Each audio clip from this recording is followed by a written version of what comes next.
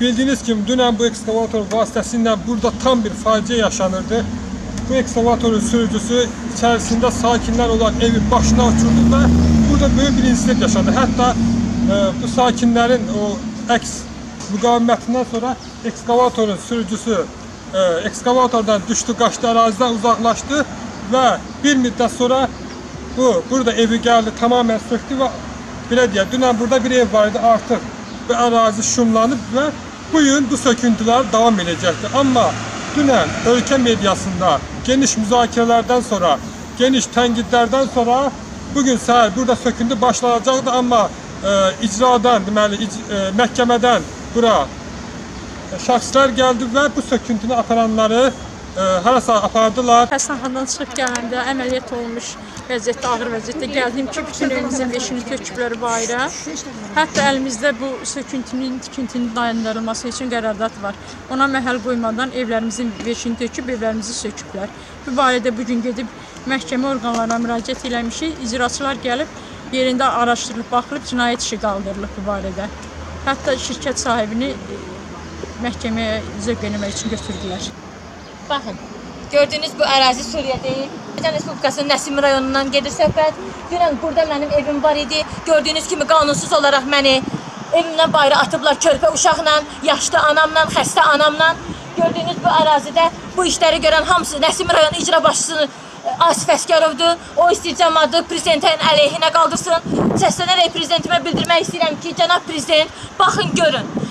Deyirlər ki, biz nə istəyirik, o olacaq. Çünki şirkətin rəhbəri Şamil Xubyarov dəfələrlə deyir ki, bir ətək pulu vermişəm Asif Əskərova, mən bu torpağı almışam. Mən bu torpağın üstündə yaşayıramsa, vətəndaşamsa, qanuni mənim ixtiyarım varsa bu torpağın üstündə yaşamağa kim mənim qanunsuz evimdən ata bilər? Məhkəmə qanun çıxartsa da bir ay qüvvədə olandan sonra, yəni bir ay ərzində mən apellyasiya məhkəməsinə şikayət edə bilərdim. Qanun qərarda qüvvəyə minməmiş məni gəlib məcbur evimdən atıblar, küçəyə qoyublar körpə uşaqla. Əşyalarımı dünən gördüyünüz kimi hamısını çölə atmışdılar. Bugün mənim evimdə yoxdur, yerlə yeksan ediblər. Cəmaatı istəyirlər dövlətin əleyhinə qaldırsınlar, çıxış eləsinlər. Bu məmurlar öz baş alıb gedir, polislərə zəng vururuq, 102 xidmətinə dəfələrlə zəng vururuq. Heç bir Daxili İşlər Nazirliyinin nümayəndəsi gəlib bizi dəstəkləmir. Gördüyünüz kimi dünənləri gəlmişdi Daxili İşlər Nazirliyinin nümayəndələri, baxıb oradan kənardan bizə gülürdülər. Nəyə gülürlər? Məyər Kəlbəcər alıb, o ermənilər o dayanırlar, sonra yeyib içmək verirlər. Axşam mənim evimi sökəndən sonra gəlirlər burada Əli Həsənovdur, Şamil Xubyarovdur, gəlirlər içkili vəziyyətdə dayanıb gülürlər. Məyər biz, demək ki bunlar ermənilərdən də betərdilər də. Kəlbəcər almışlar, yoxsa Ağdam almışlar. O ermənilər alanda necə sevinirlər, gedirlər Ağdamda, Kəlbəcərdə dayanırlar, gülürlər ki, yəni biz bu torpağı bugünkü gün bizim başımıza bunu gətirən Azərbaycan millətidir. Gördüyünüz bu vəziyyəti qoyan, Suriya vəziyyətinə gətirib çıxardan Nəsimi rayon icra hakimiyyətinin öz başınalığına əsasən baş verir. Çünki gələn evimə baskın eləyən nümayəndələr hamısı deyir ki, biz icra başçısının tapşırığına əsasən gəlmişik. İcra hakimiyyəti məndən 4 milyon pul alıbdı. 4 milyona alıbdı, indi gəlsin o cəmaatı özü çıxartsın. Əli Həsənov elə dedi. Ancaq icrada deyir ki, yox, mən heç nə eləməmişim, bunu cəmaatı çıxartmalısan. Nətər yəni sən mənim evimdən çıxarda bilərsən, haraya getməliyəm mən bu ölkədən?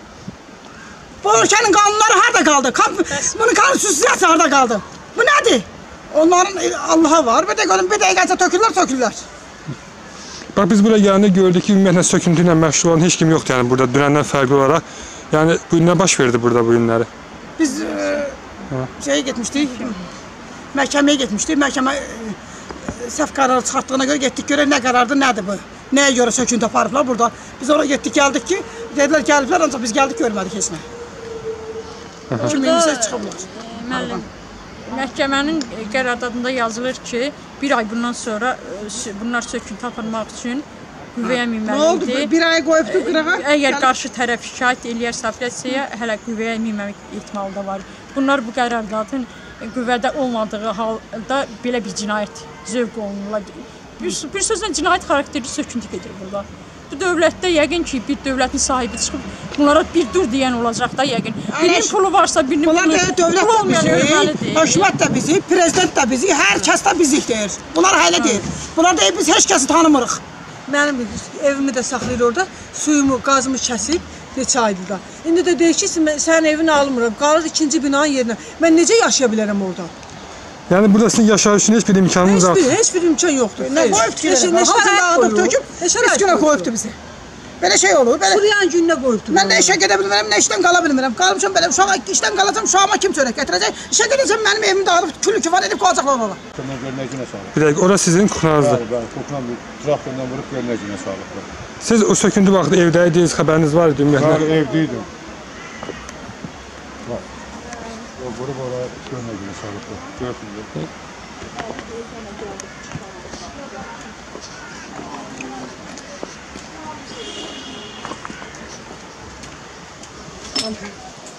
Qəzalı vəziyyətə salıb.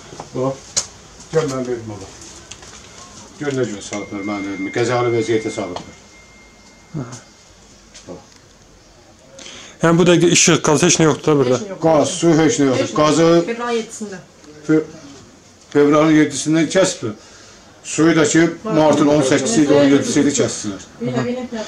Bəs sizin evinizdə söküləcək tarix olaraq nə vaxt deyiblər, yəni nə vaxt sökülməlidir bu ev? Heç bir qanun yoxdur, buradakı heç bir deyən yoxdur ki, bizə qanunu şeylə. Bəs siz razısınızmı, yəni ev sahibi olaraq bu gün evin sökülməsinə Mən razısınızmı? razı deyirəm, mən kompensasiya ödəsin, söksün. Mən demirəm ki, belədir. Yəni siz sırf istədiniz, yəni evin qarşılığında pul və yaxud evin verilməsidir, eləmi? Versin, mən nisiyə getmir. Evdən nisiyə olur. Deyir, evi verməni 8 aydan sonra katlabanı qazırım, sənə pul verəcəm. Mən bu evləri şey eləyim, satım, katlabanı qazırım, 5 yığım sənə pul verəcəm. Sizə pul vermək istəyir, yoxsa burada tikiləcək evin yerində ev vermək istəyir? Deyir, pul istəyirsənsə 8 aydan sonra verə bilərəm. Evi istəyirsənsə gözlü ev tikiləndə verərəm. O da bilinmir də, yəni nisiyə söhbət. O da nisiyə söhbətdir. Evimi də bu vəziyyətə salıblar. O tərəfdən qonşunun evini sökəndə su durbasını sındırıblar, su bıraxıblar evimin padvalına. Aha. Evimi bu vəziyyətə də salıblar. Qalmışam küçələrdə. Qalmışam, mən 3 ayda küçələrdə qalmışam. Erməni bu hərəkət eləməzdir. Əziz gündə, Novruz bayramında sən millətin suyu kəsinə ki, su vermirəm sizə. Nətər bu millətin, nətər şey edəcək, mənim başım çıxmır. Azərbaycan xalqı bir bayramı var da, Novruz bayramı. Onda da qazsız, işıqsız qalsın. Ya icra hakimiyyəti var, icra hakimiyyəti deyəcək, mən kəsilmişəm.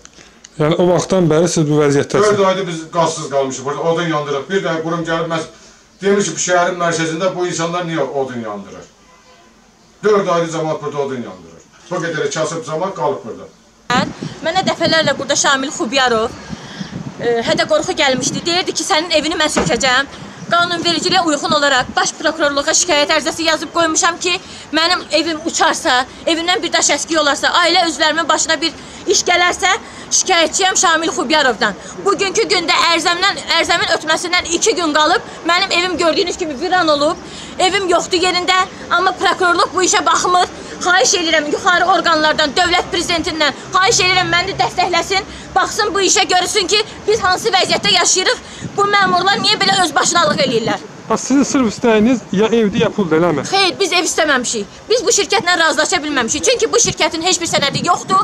Birincisi, fərdi yaşayış evləri mənim Kupçalı evimdir. Fərdi yaşayış evi heç pilot layihəyə şamil edilmir.